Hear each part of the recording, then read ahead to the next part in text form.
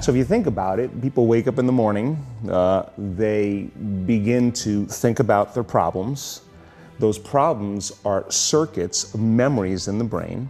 Each one of those memories are connected to people and things at certain times and places. And if the brain is a record of the past, the moment they start their day, they're already thinking in the past. Each one of those memories has an emotion. Emotions are the end product of past experiences. So the moment they recall those memories of their problems, they all of a sudden feel unhappy, they feel sad, they feel pain. Now, how you think and how you feel creates your state of being. So the person's entire state of being when they start their day is in the past. So what does that mean? The familiar past will sooner or later be predictable future.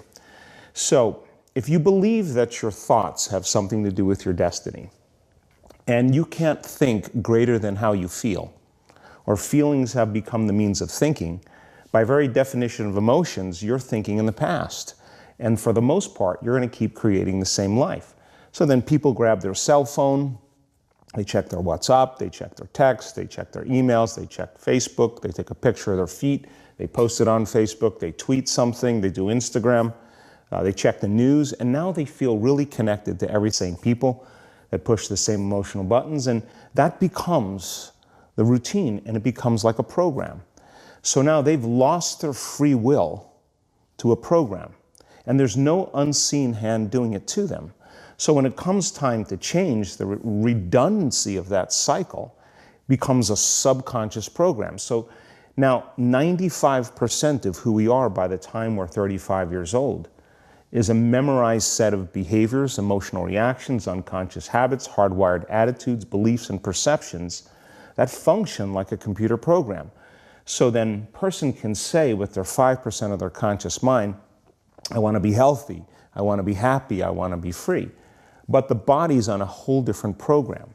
So then how do you begin to make those changes? Well, you have to get beyond the analytical mind, because what separates the conscious mind from the subconscious mind is the analytical mind.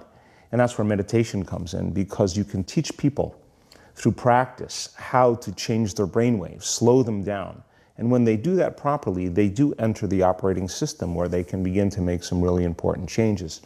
So most people then wait for crisis or trauma or disease or diagnosis. They wait for loss, some tragedy to make up their mind to change. And my message is, why wait? And you can learn and change in a state of pain and suffering, or you can learn and change in a state of joy and inspiration. And I think emotional reaction you have to some experience in your life, the higher the emotional quotient, the more you pay attention to the cause. And the moment the brain puts all of its attention on the cause, it takes a snapshot, and that's called a memory.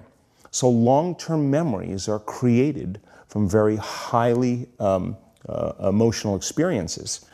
So what happens then is that people think neurologically within the circuitry of that experience, and they feel chemically within the boundaries of those emotions. And so when you have an emotional reaction to someone or something, most people think that they can't control their emotional reaction. Well, it turns out if you allow that emotional reaction, it's called a refractory period, to last for hours or days, that's called a mood. I say to someone, hey, what's up? You say, I'm in a mood. Well, why are you in a mood? Well, I had this thing happen to me 5 days ago, and I'm having one long emotional reaction. If you keep that same emotional reaction going on for weeks or months, that's called temperament. Why is he so bitter? I don't know, let's ask him. Why is he so bitter?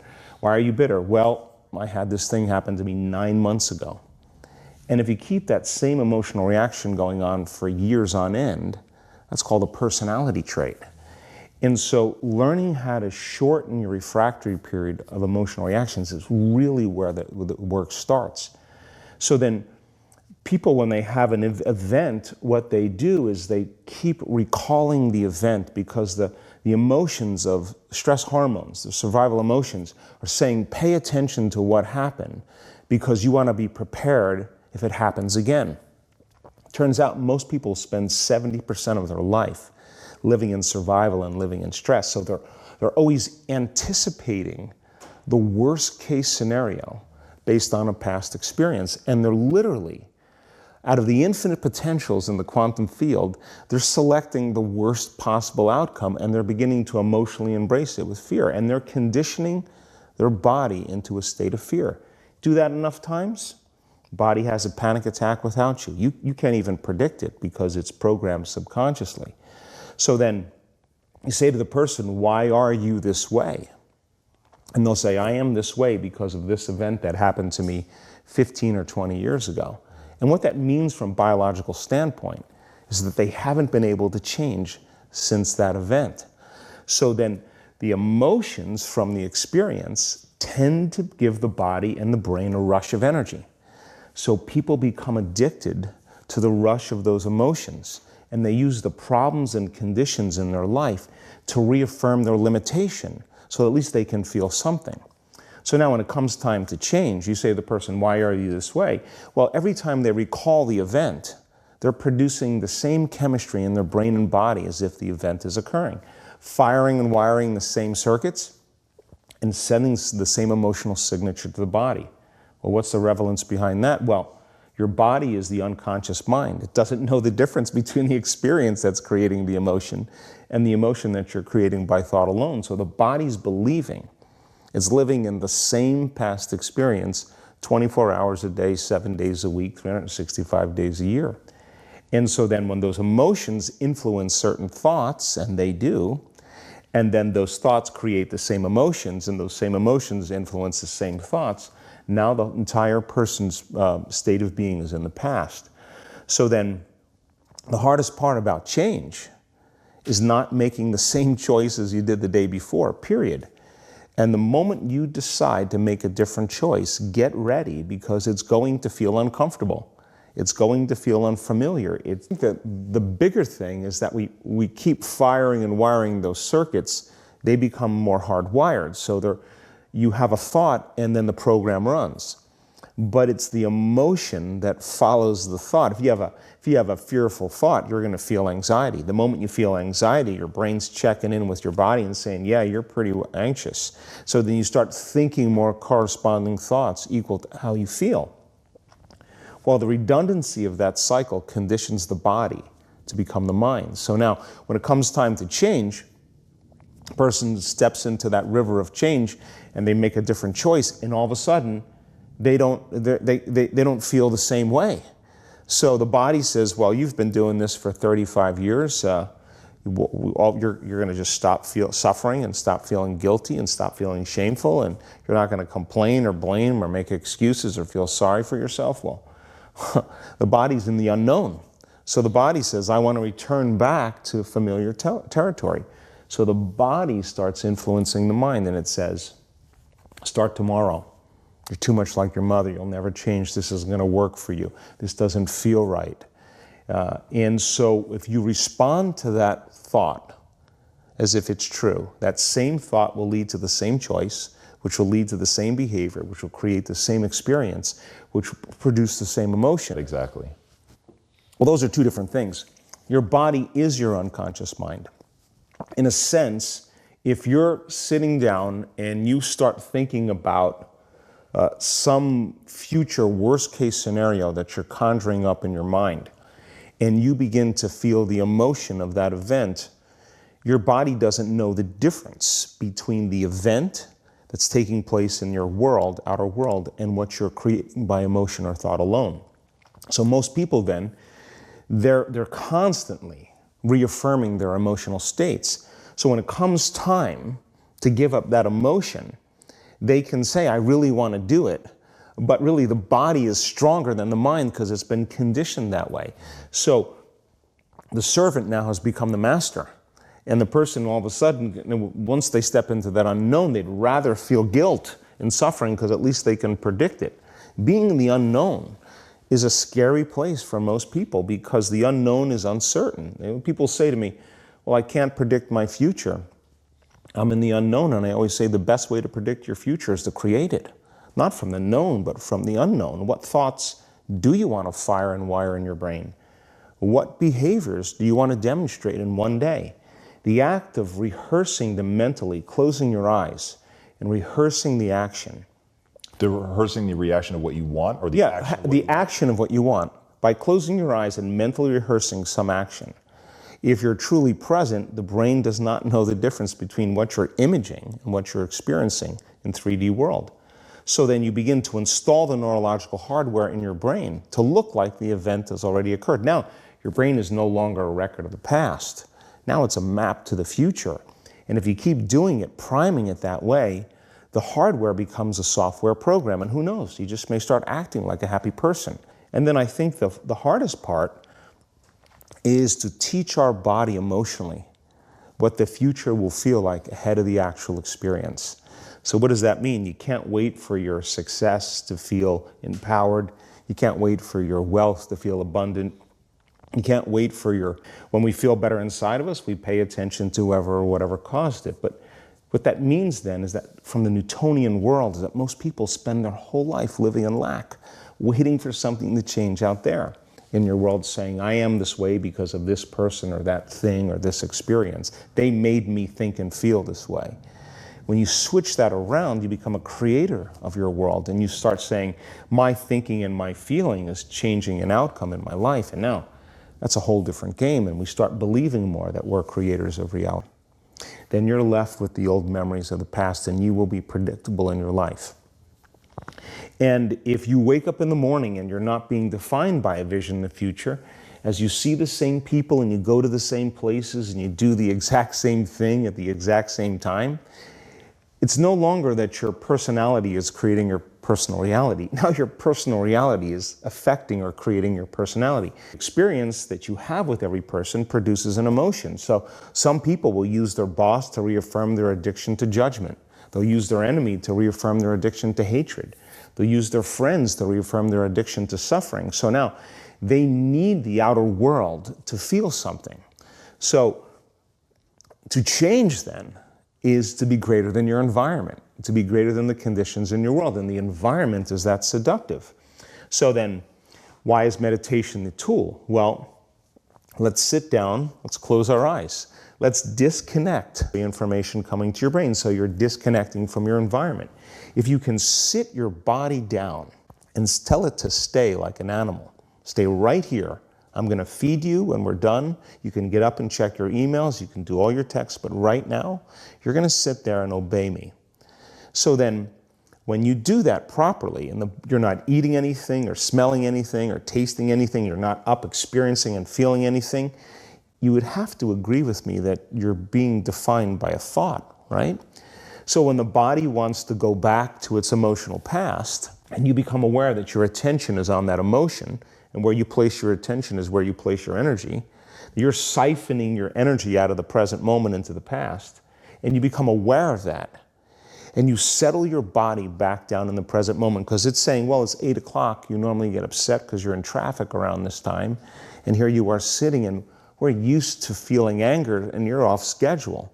Oh, it's 11 o'clock, and you usually check your emails and judge everybody. Well, the body's looking for that predictable chemical state. Every time you become aware that you're doing that, and your body is craving those emotions, and you settle it back down into the present moment, you're telling the body it's no longer the mind, that you're the mind. And now your will is getting greater than the program. And if you keep doing this over and over again, over and over again, over and over again, just like training a stallion or a dog, it's just going to say, I'm going to sit. And the moment that happens, when the body's no longer the mind, when it finally surrenders, there's a liberation of energy. We go from particle to wave, from matter to energy, and we free ourselves from the chains of those emotions that keep us in the familiar past. And we've seen this thousands of times. In fact, we can actually predict it now on a brain scan. A huge frontal lobe, and it's 40% of our entire brain. And most people, when they have a thought, they just think that that's the truth. And I think one of my greatest realizations in my own journey was, just because you have a thought doesn't necessarily mean it's true. So if you think 60 to 70,000 thoughts in one day, and we do, and 90% of those thoughts are the same thoughts as the day before, and you believe that your thoughts have something to do with your destiny, your life's not going to change very much, because the same thought leads to the same choice leads to the same behavior creates the same experience, and the same experience produces the same emotion. And so then the act of becoming conscious of this process to begin to become more aware of how you think, how you act, and how you feel. It's called metacognition. And so then why is that important? Because the more conscious you become of those unconscious states of mind and body, the less likely you're going to go unconscious during the day. And that thought is not going to slip by your awareness unchecked, because it means to know thyself. The word meditation means to become familiar with.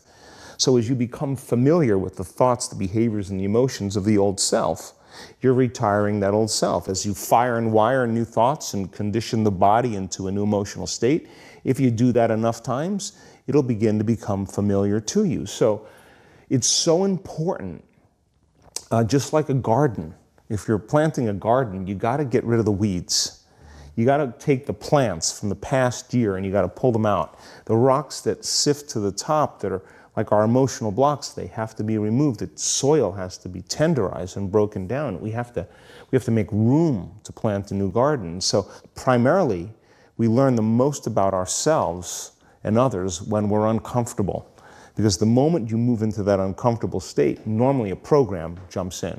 When that program jumps in, it's because the person doesn't want to be in the present moment and engage it consciously. So when you teach people how to do that with a meditative process, it turns out that when they're in their life, they're less likely to emotionally react. They're less likely to be so rigid and believe the thoughts they were thinking. They're more aware of when they go unconscious back into a habit, and that is what starts the process of change.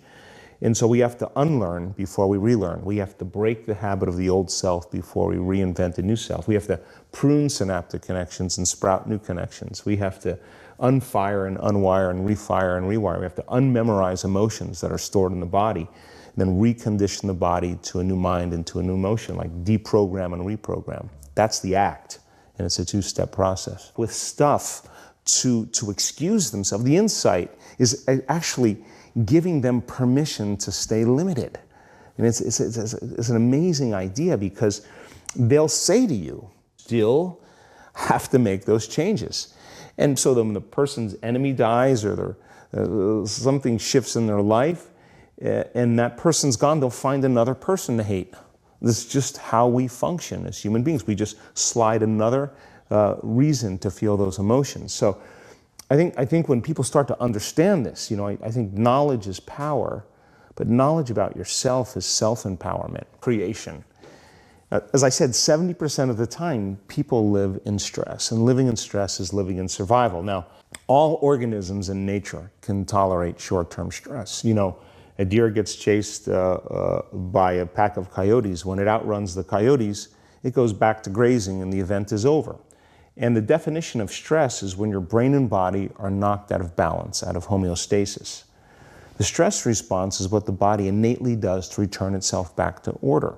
So you're driving down the road, someone cuts you off, you jam on the brakes, you may give them the finger, and then you settle back down and the event is over and boom, now everything's back to normal. But what if it's not a predator that's waiting for you outside the cave, but what if it's your coworker sitting right next to you, and all day long you're turning on those chemicals because they're pushing all your emotional buttons. When you turn on the stress response and you can't turn it off, now you're headed for disease, because no organism in nature can live in emergency mode for that extended period of time. It's a scientific fact that the hormones of stress downregulate genes and create disease, long-term effects. Human beings, because of the size of the neocortex, we can turn on the stress response just by thought alone. We can think about our problems and turn on those chemicals. That means then our thoughts could make us sick. So if it's possible that our thoughts could make us sick, is it possible then our thoughts could make us well? And the answer is absolutely yes. So then, what are the emotions that are connected to survival? Let's name them.